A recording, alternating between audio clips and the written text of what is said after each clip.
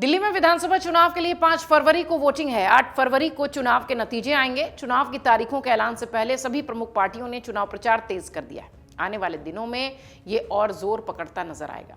सत्ताधारी आम आदमी पार्टी ने चुनाव तारीखों के ऐलान से पहले दिल्ली की सभी 70 सीटों पर उम्मीदवारों का ऐलान कर दिया है। वहीं बीजेपी और कांग्रेस ने भी अपने उम्मीदवारों के नाम की घोषणा कर दी है। आम आदमी पार्टी की तरफ से जहां अरविंद केजरीवाल और आतिशी चुनाव प्रचार में लगे हैं, वहीं पीएम मोदी, अमित शाह समेत कई दिग्गजों ने बीजेपी की कमान संभाल रखी है। कांग्रेस की तरफ से राहुल गांधी मैदान में उतर चुके हैं। राहुल गांधी ने अपनी पहली सभा में जिस तरह से आम आदमी पार्टी और अरविंद केजरीवाल पर निशाना साधा है, उससे ये साफ है कि कांग्रेस दिल्ली में अपनी जमीन तलाशने को लेकर इस बार गंभीर नजर आ रही है। दरअसल दिल्ली में विधानसभा चुनावों से पहले जमकर आरोप प्रत्यारोप हो रहा है। इस बीच राहुल गांधी ने 13 दिसंबर को सीलमपुर में रैली की। यहां उनके निशाने पर बीजेपी के साथ साथ अरविंद केजरीवाल भी थे। चुनावी जनसभा को संबोधित करते हुए राहुल गांधी ने कहा कि केजरीवाल जी आए और कहा कि दिल्ली साफ कर दूंगा, भ्रष्टाचार मिटा दूंगा, पेरिस बना दूंगा। अब हालात ऐसे हैं कि भयानक प्रदूषण है, लोग बीमार हैं, लोग बाहर नहीं निकल पा रहे। जैसे मोदी जी झूठे वादे और प्रचार करते हैं, वैसे ही झूठे वादे केजरीवाल करते हैं। केजरीवाल जी आए थे, आपको याद होगा, शीला जी की सरकार थी, आपको याद है? वो दिल्ली याद है आपको? और केजरीवाल जी आए और केजरीवाल जी ने बहुत बड़ा प्रचार किया, दिल्ली को मैं साफ कर दूंगा, भ्रष्टाचार मिटा दूंगा, पेरिस बना दूंगा। अब देखिए हुआ क्या।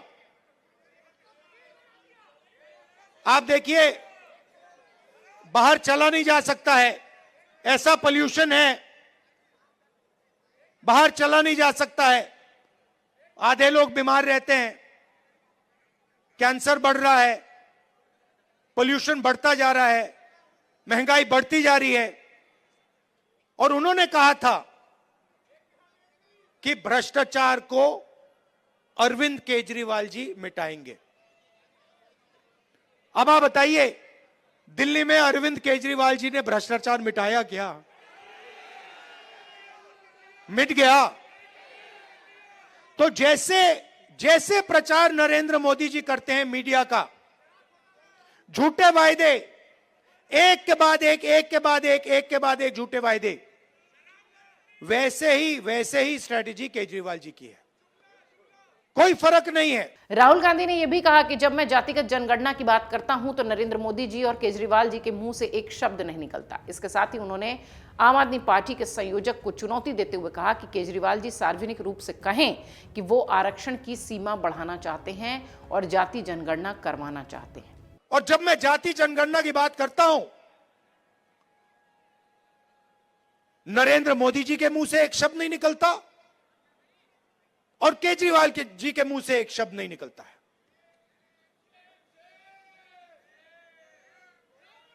क्योंकि दोनों चाहते हैं कि देश में पिछड़े वर्ग को, दलित को, आदिवासियों को, माइनॉरिटीज को भागीदारी ना मिले। आप पूछिए, कभी केजरीवाल जी से पूछिए कि वो जाति जनगणना के साथ हैं या नहीं। मोदी जी से पूछिए जाति जनगणना के साथ हो या नहीं। मैंने पार्लियामेंट में उनके सामने बोला,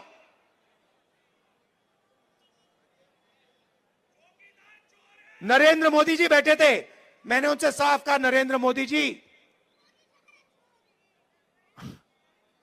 आप करो ना करो, बच्चा भी जानता है,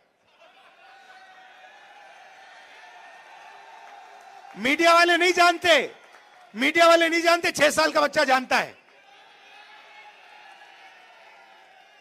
मैंने उनसे कहा कि आप करो ना करो मैं नहीं जानता, मगर जिस दिन कांग्रेस पार्टी की सरकार आएगी, रिजर्वेशन को 50% से ज्यादा कर देंगे और जाति जनगणना लोकसभा में, राज्यसभा में हम पास करके दिखाएंगे।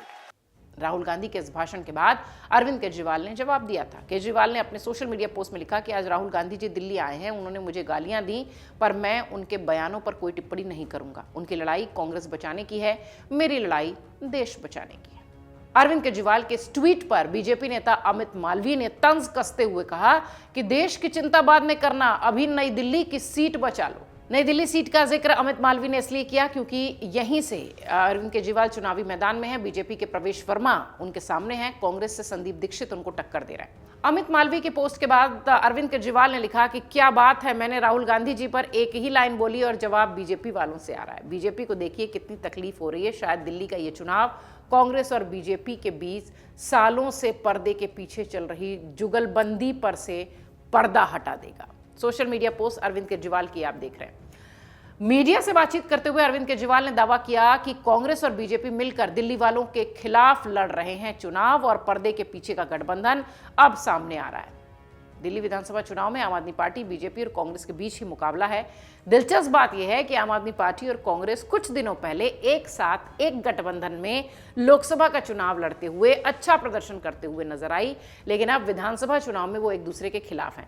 अच्छा प्रदर्शन देश भर में इंडी गठबंधन ने किया, लेकिन दिल्ली के संदर्भ में अगर कहें तो दिल्ली की 7 सीटें अरविंद केजरीवाल और राहुल गांधी जो मिलकर लड़े थे वो हार गए थे। बीजेपी के हिस्से चली गई थी 7 सीटें।